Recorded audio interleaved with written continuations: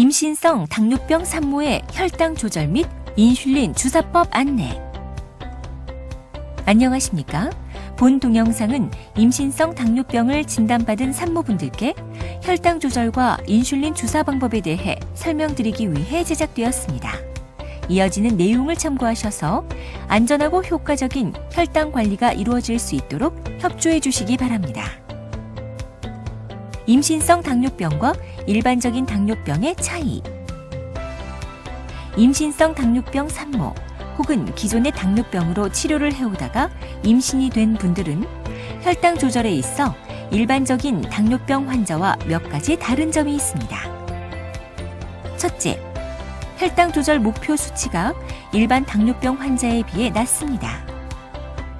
일반적으로 임신성 당뇨병 환자의 혈당 목표 수치는 공복 혈당 95mg/dL 미만으로 식후 2시간 혈당 120mg/dL 미만으로 유지할 것을 권장합니다. 이 수치보다 높을 경우에는 거대화 등의 위험이 높아지기 때문에 임신성 당뇨병을 진단받게 되면 첫 1, 2주는 식사 때마다 식사 직전과 식후 2시간에 자가 혈당을 측정하게 됩니다.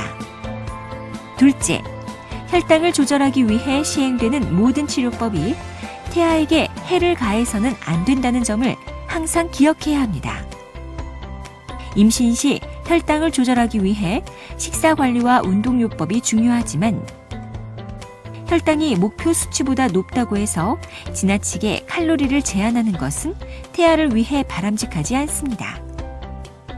또한 운동요법은 임신 시 식후 혈당 조절에 매우 효과적이지만 자궁수축이나 기타 운동을 제한해야 하는 문제를 가지고 있는 산모의 경우에는 운동요법이 권장되지 않습니다.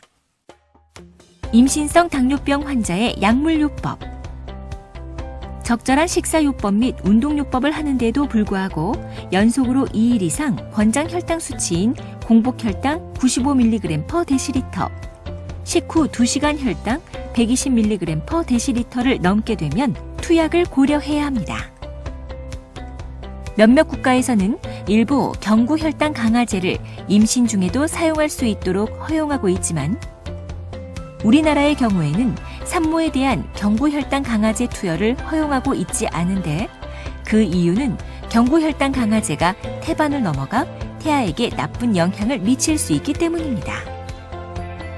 따라서 식사요법과 운동요법에도 불구하고 목표 혈당이 유지되지 않는 산모의 경우에는 인슐린을 투여해서 혈당을 조절해야 합니다.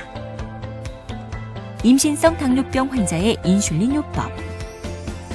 임신성 당뇨병 환자의 경우에도 인슐린을 주사하는 방법 자체는 보통의 당뇨병 환자와 크게 다르지 않습니다. 일반적인 인슐린 펜 주사법은 인슐린 펜 시작하기 동영상을 참고하여 주십시오. 하지만 임신성 당뇨병의 인슐린 요법에는 다음에 몇 가지 차이점이 있습니다. 인슐린의 종류. 산모마다 차이는 있으나 임신성 당뇨병의 경우 식후 고혈당이 특징적이며 식후 혈당 조절 목표에 도달하기 위해서는 보다 작용시간이 빠른 인슐린이 필요합니다. 따라서 인슐린 중 식후 혈당 조절 개선에 효과적인 휴마로그, 노보레피드 등의 초속효성 인슐린을 사용하게 됩니다. 그러나 이러한 초속효성 인슐린의 작용시간은 2-3시간 정도밖에 지속되지 않기 때문에 하루에 여러 번 주사가 필요한 경우가 많습니다.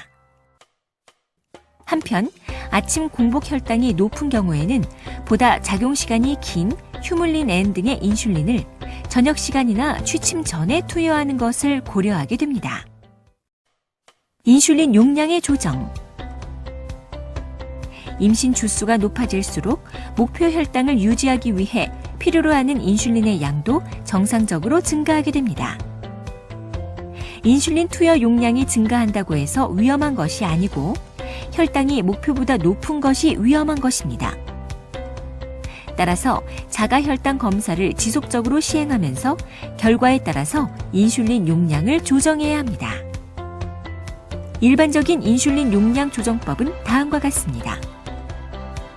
식후 2시간 혈당이 연속으로 2일 동안 120mg/dl를 넘게 되면 식전에 투여하던 초수효성 인슐린을 1, 2단위 증량하십시오. 아침 공복 혈당이 연속으로 2일 동안 95mg/dl를 넘게 되면 저녁 시간이나 취침 전에 투여하던 휴물린 N을 1, 2단위 증량하십시오. 그러나 이상의 내용은 일반적인 방법이므로 개개인의 산모마다 적절한 인슐린 용량 조정은 담당 의사 선생님과 상의 후 결정하는 것이 필요합니다. 인슐린 주사 부위, 보편적인 주사 부위. 가장 보편적인 주사 부위는 복부 또는 하복부입니다.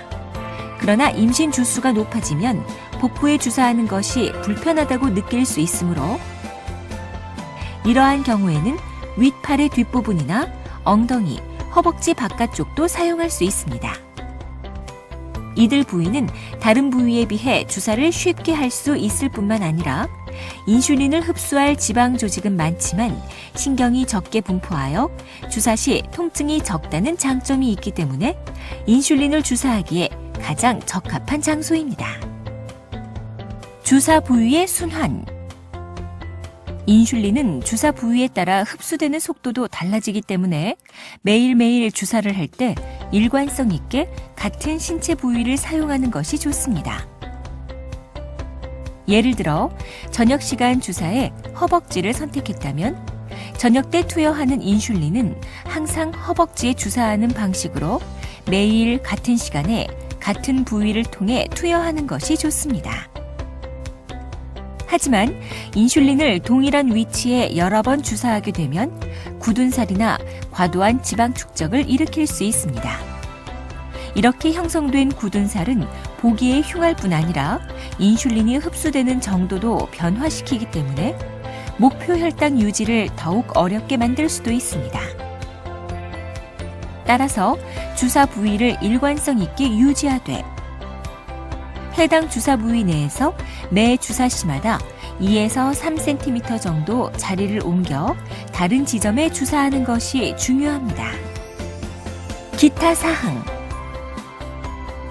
제조회사별로 펜 작동법이 다르므로 사용할 인슐린 펜에 따라서 사용 설명서를 세심하게 읽고 완전히 이해하는 것이 매우 중요합니다. 투여량 설정 방법 등에 대해서는 각 인슐린 펜의 설명서를 확인하십시오. 지금까지 임신성 당뇨병 산모의 혈당 조절 및 인슐린 주사법에 대해 설명드렸습니다. 감사합니다.